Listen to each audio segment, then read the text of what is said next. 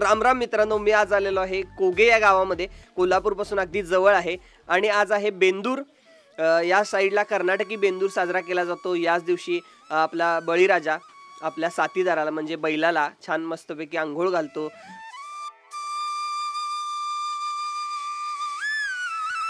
आणि त्याचबरोबर घराघरामध्ये असते ती पुरणाची पोळी, पुरणपोळी. तर आजी आपल्याबरोबर आहेत आणि पारंपरिक पद्धतीनं चुलीवर ही पुरणपोळी तयार होते. तर त्यांच्याकडून माहिती घेऊया की किती वाजल्यापासून त्यांनी चालू केलेलं आहे आणि काय काय प्रोसेस आहे. नमस्कार. मालवाई मिठारी. ओके, तर आता किती वाजल्यापासून तुम्ही या पुरणपोळी करताय? 7 वाजल्यापासून. 7 वाजल्यापासून काम चालू आहे. काय काय प्रोसेस केली? पहिल्यांदा काय केलं? पुरण शिजवून घेतलं पहिल्यांदा. हां, कणिक मळली नंतर. बरं. आणि मग बसले लाटायला. आपणला छान वाटते चुलीवर केल्याला. आवडते? हो, आवडते. ओके, आणि कोणाकोणाची मदत होती तुम्हाला? सगळ्यांची मदत? सगळ्यांची मदत घरातल्यांची. होय, किती बायकांची. पोळ्या करता तुम्ही? करते मग किलोभराच्या करतोय की. किलोभराच्या होय करताय. होय. ओके, आता हे पुरण केलं, यात काय काय घातलंय तुम्ही? गुळ घातलाय, सूट, वेलदोड आणि गुळ. ओके, होय, डाळ शिजवून घेतले चुलीवर. शिजवायची शिजवायची पहिल्यांदा, नंतर इळून काढून गुळ घालायचा. हां, हा, आणि मग ते पुरण करायचं गुळ घालून. ओके. वाटून घ्यायचं. ओके, आणि याबद्दल पण सांगा, हे कसं तयार केलंय? हे कणिक आई पाणी घेऊन मळायची. मळायची. ओके. आणि पातळ करून ठेवायची. ओके, आणि यामध्ये हे मिरची आणि बिब्बू मिरची काय बिबा ते मोडून म्हणून घालायचं, पायवरते म्हणून.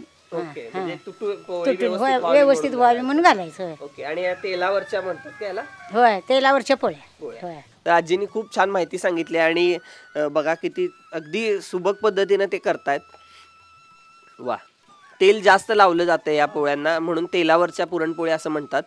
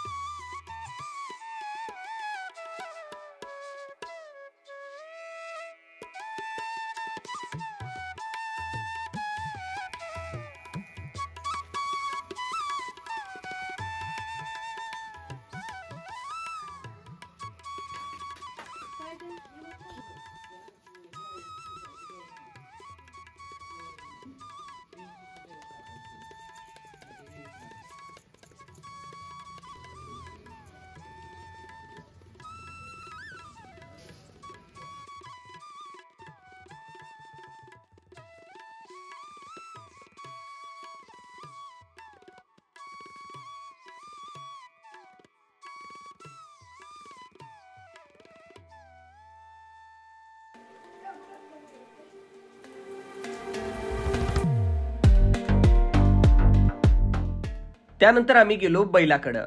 त्याला गोठ्यामधून बाहेर काढण्यात आलं आणि त्याला एक फेरी मारण्यात आली. त्याचे पाय मोकळे करण्यात आले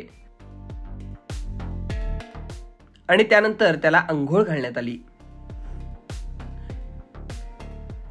व्यवस्थित स्वच्छ झाल्यानंतर टॉवेलनं पुसून घेण्यात आलं. त्याचा जो कासरा होता तो बदलण्यात आला. त्याला नवीन कासरा घालण्यात आला. त्यानंतर त्याला खुराक देण्यासाठीची तयारी चालू झाली. ही बैलाला अंडी चारायची आहेत, आता पाजायची आहेत, आणि तेल पाजायचं आहे, हळवं त्याला पाजायचं आहे. एवढं सगळं बैलाला आता पाजायचं आहे. नाही नाही, आज स्पेशली आहे. हा, बेंदूर असल्यामुळे, त्याचा सण असल्यामुळे ही आज आहे. हा खुराक आहे त्याचा. हे आंबे हळद असते, हळवं, हळद, हळकुंड. हा, हळीव हळीव हळीव. हा, हळकुंड बिलकुल. हा, ते सगळंच असते त्यात मिक्स. आता हे किलो द्यायचं असते. 1-1 किलो द्यायचं असते. 1 किलो. आणि त्याच्यामुळे काय फायदा होतोय? त्याच्यामुळे बैलाला हे म्हणजे वर्षातनं एक त्याचा सण असल्यामुळे हे देतातच पहिल्यापासून माणसं.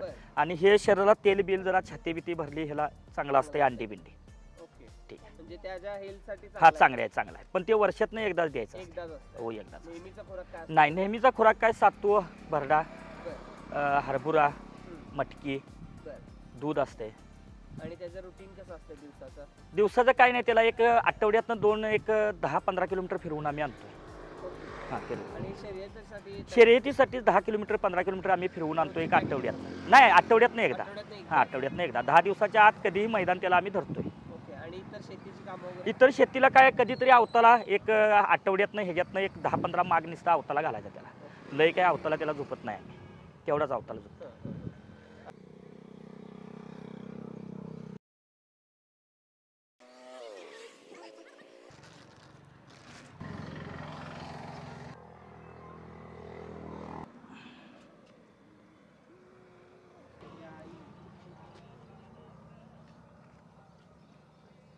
तर मित्रांनो, कोगे या गावामध्ये आलेलो आहे आणि बघू शकता बेंदूर साजरा झालेला आहे.